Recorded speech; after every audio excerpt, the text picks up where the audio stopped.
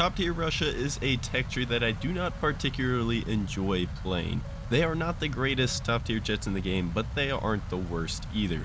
At least for me, there are quite a handful of other nations and other jets that I would prefer to be in over something like, say, the Su-27SM.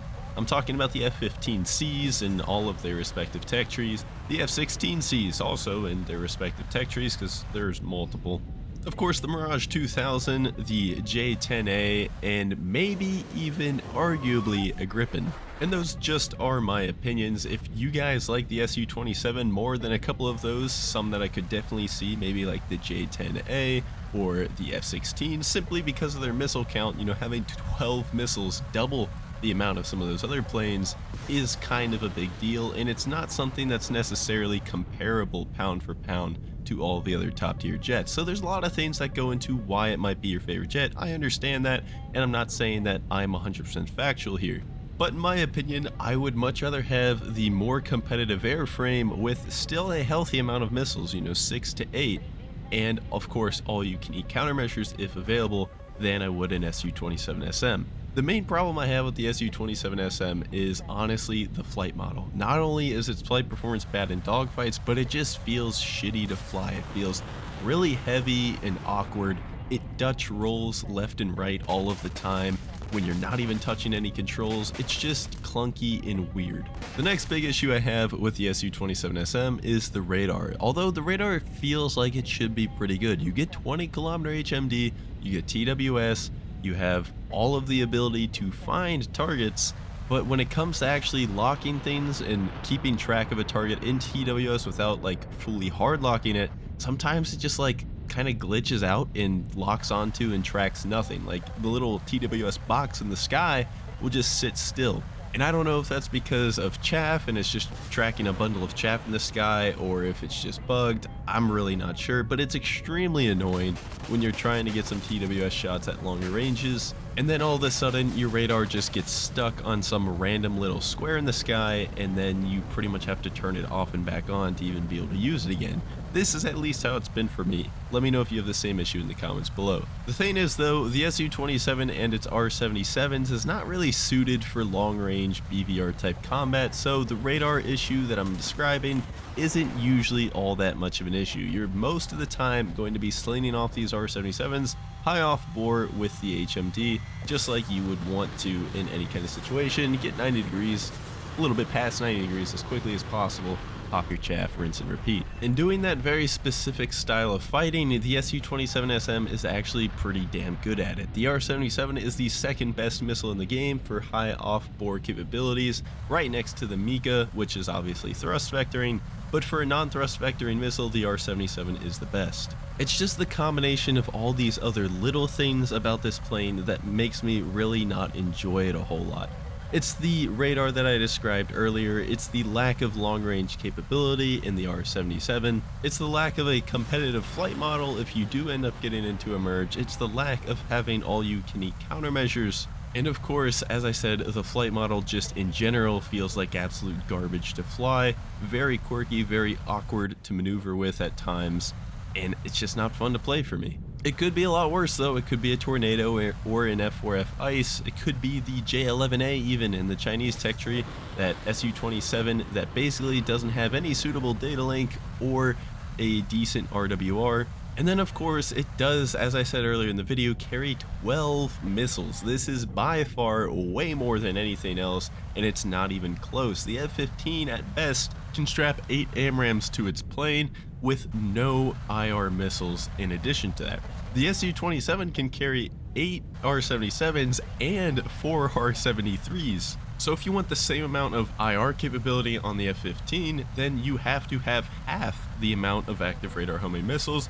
If you want the same amount of active radar homing capability on the F-15, you have to have no IR missiles. And as I said, for this reason alone, I can 100% see why some of you would enjoy playing this aircraft.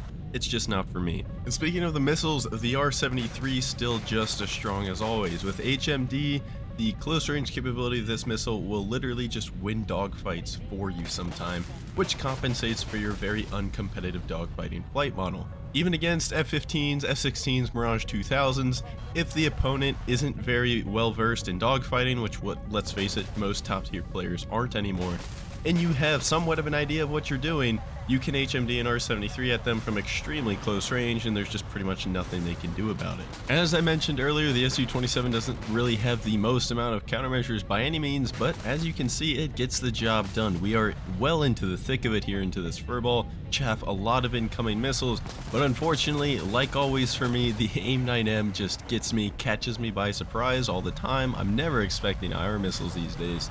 And not even that, side aspect 9M against a Soviet airplane is extremely difficult to flare. You need a lot of time to react, and you've got to do it pretty much perfectly. And even then, there's a decent chance that that 9M is not going to care about your flares with the Soviet deployment pattern side aspect. The way I like to play the Su-27SM is very similar to the Mirage 2000 play style that I talked about in my previous video, where you pretty much just try to push that range as close as possible and start slinging off those HMD high up-bore missiles, because when you have Mikas and R-77s, that's what you're really good at. Unfortunately, that just doesn't always work out in the nature of 16 versus 16 top tier.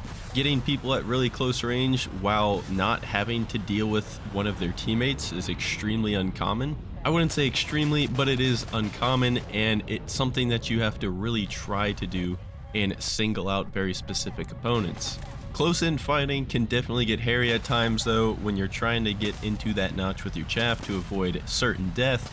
So using terrain when you can like this, finding a nice river or a hill, mountain, whatever it may be, to multipath or hide from missiles is definitely recommended. You want to stick near some viable terrain if you're going to be doing some very close-in fighting. Again, one of those things though that just isn't always possible, and I understand that. Every once in a while, even at low altitude, at 20 kilometers, I might take a little pot shot at somebody either just to force them defensive, or maybe if I'm lucky enough, they just continue flying straight into my missile. Regardless, I know that that launch has a very low probability of kill, but when you have 12 missiles, you can kind of just force them defensive at times and shoot them more as a strategy rather than a weapon for killing.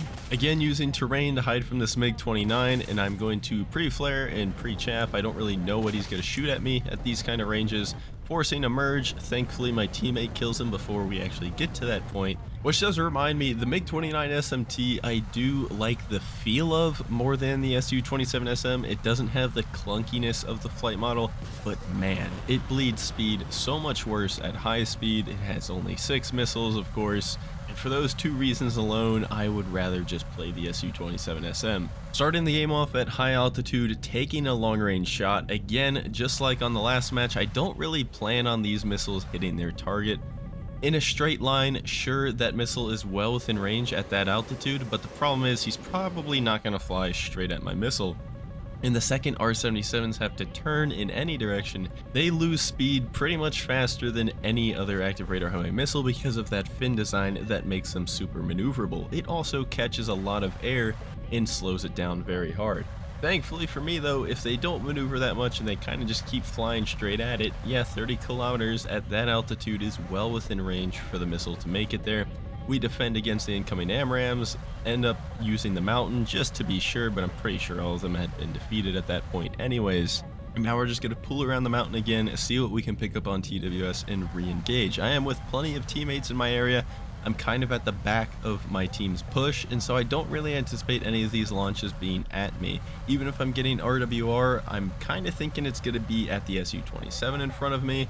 Or of course, all of those teammates off to my left could also very well be the target, so I'm not in a big hurry to start defending against these missiles, but after taking a gander and seeing if I can shoot at anything myself, coming up empty, you may as well just defend. They could be coming at you, and you'd rather play it safe than sorry, so we're going to hug the ground, we're going to notch, pop a couple of bundles of chaff, turn in again, re-engage, and same story with all of these teammates in front of me and around me. I don't think any of these RWR warnings are actually for me, and so I'm not very worried about defending. We're going to get off any missile we can at any of these targets. 11 kilometers on the deck is not exactly a free kill, but it's a very high chance of a kill, so definitely going to take advantage of those where I can. And then once again, rather play it safe than sorry, hit the notch, pop just a couple of bundles of chaff just in case. And as we turn back in, of course the RWR is yelling at us again, and so Kind of the same story. I'm not really thinking any of these launches are at me. I'm going to shoot at any of the targets that do present themselves.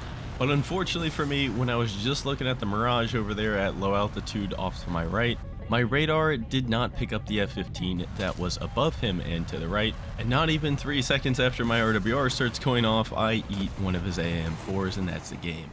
Hope you guys enjoy the Su-27, and let me know what you think of it in the comments below, and I'll see ya.